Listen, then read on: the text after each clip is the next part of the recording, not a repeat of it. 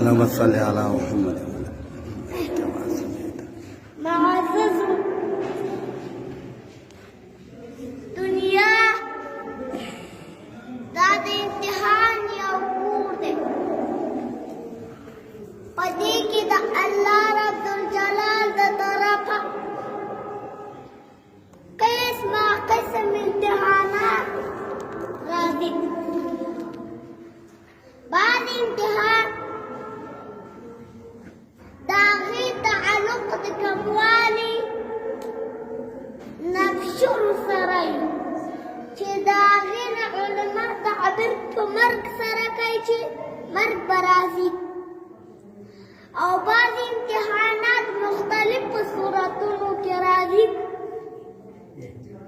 الہ العالمین دوی ورثو ته کامیابی نصیب کړي، والله دې ورثو ته صبر جمیل کړي.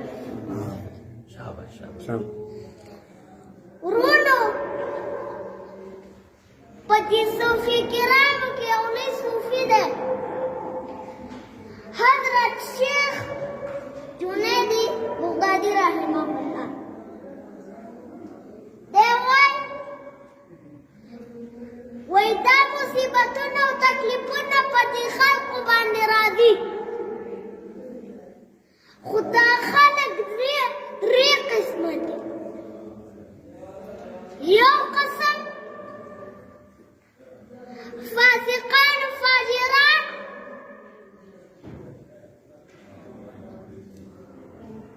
بدکاران، او دریم قسم د الله دوستان اولیاء الله دي. فاسقان و فاجران و بدکار باندې چې دا مصیبت او مرګ راځي،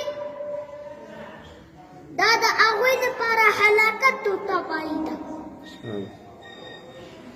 ځکه دوی ته شیطان النفس دا وایي زه نن د خدای راجي کوم، سبا به راجي کوم، کال پس الله دې نه یو ناراض یو مرګ راشي، دې تباه او برباد شي.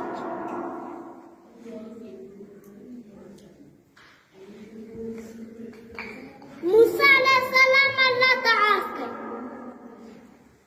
وای الله قسمه قسم امتحانات راولي. الله ورته وایي زما پیغمبره، زما په کارونو باندې څوک پوهېږي نه، په دې زه پوهېږم.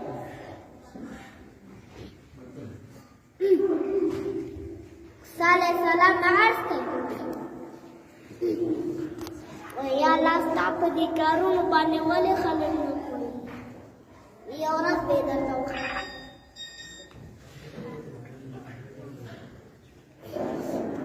موسی علیه السلام په یو سفر روان دی،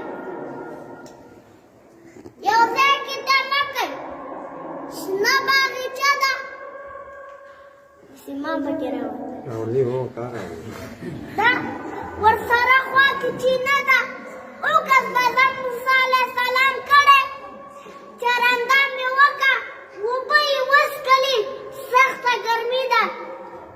راغی د یو ونې لاندې څادر پورته کړه، د الله په ذکر کې مشغول. لږ وروستو یو نوجوان راغی، اس باندې سور دی، توره ورسره ده، انتهایی په تیزۍ روان دی. چې ناڅاپه یې په چینه باندې نظر شه، د اس نه راښکته شه، زر یې اوبه وڅښلې، چې په جلسې سره اس ته خطا او د جملې پیسې وغورځېدې. پیسو ته خیال نه شو په تیزۍ لاندې. موسی علیه السلام ګوري ناشنا ننداره ده، وروستو یو ګربه راغی، کونډ راغی، میږي بیایي، رمۍ یو طرف ته کړه، راغی چې اوبه وڅښي، نو د هغه سړي نه چې پیسې غورځېدلې وي، اوبه یې هم وڅښلې او دا پیسې هم راغلې، د ده هم جیب کې واچولې.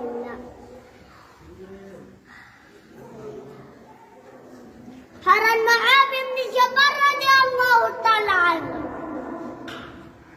ويكلت يوم مسلمان أغفر